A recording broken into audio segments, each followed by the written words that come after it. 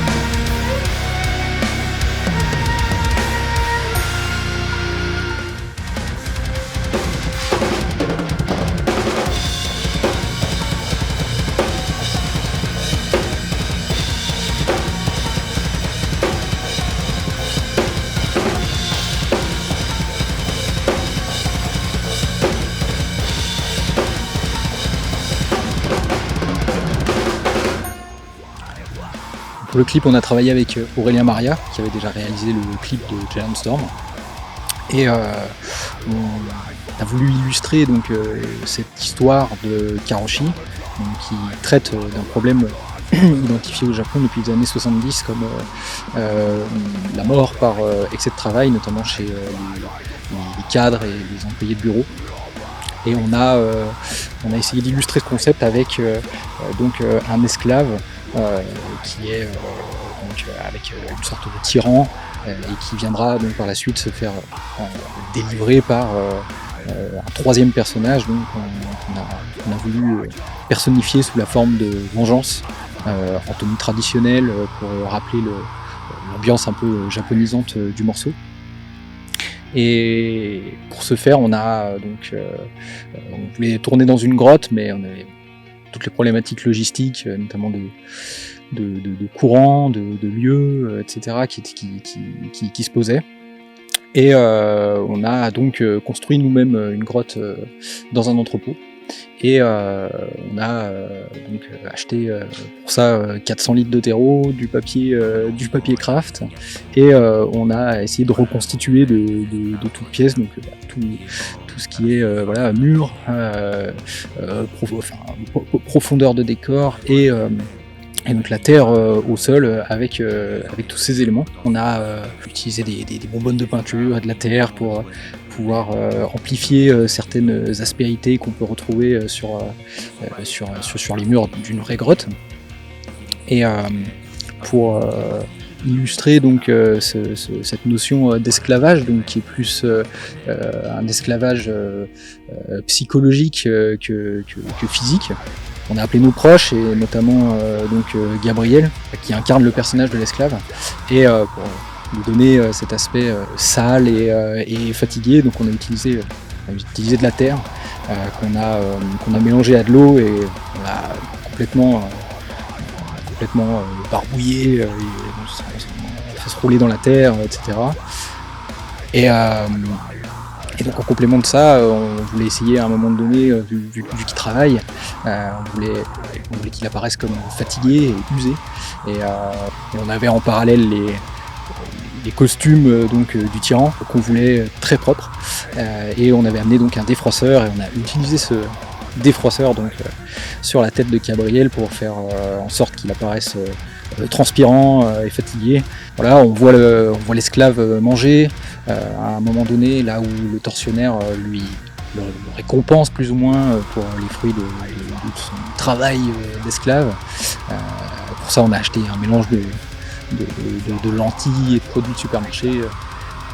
Et voilà, et par la suite, donc on a ce personnage de la vengeance, qui est incarné par Coralie, également un de nos proches, et qui a quelques années d'expérience en IAI2, et une tenue traditionnelle également, et un sabre traditionnel. On a trouvé que ça serait une bonne manière d'illustrer musicalement ce côté un peu japonisant, et de suggérer une scène de combat entre cette vengeance qui vient de délivrer l'esclave du tortionnaire, sans pour autant montrer une grande scène de combat, parce qu'on s'est dit que ça serait potentiellement compliqué. Mais en lui faisant effectuer des katas, et qu'elle puisse montrer au travers de ces différents mouvements traditionnels une scène de combat. Et un des katas que la vengeance effectue consiste à essuyer le sabre du sang de sa victime. Donc pour ce faire, on a acheté du faux sang qu'on a disposé un peu partout sur la lame, et qu'on a utilisé donc pour les prises, pour illustrer vraiment de la manière la plus réaliste qui soit ce kata où la vengeance, après la scène de combat suggérée, essuie le sang du tortionnaire avant de rengainer dans le fourreau son sabre.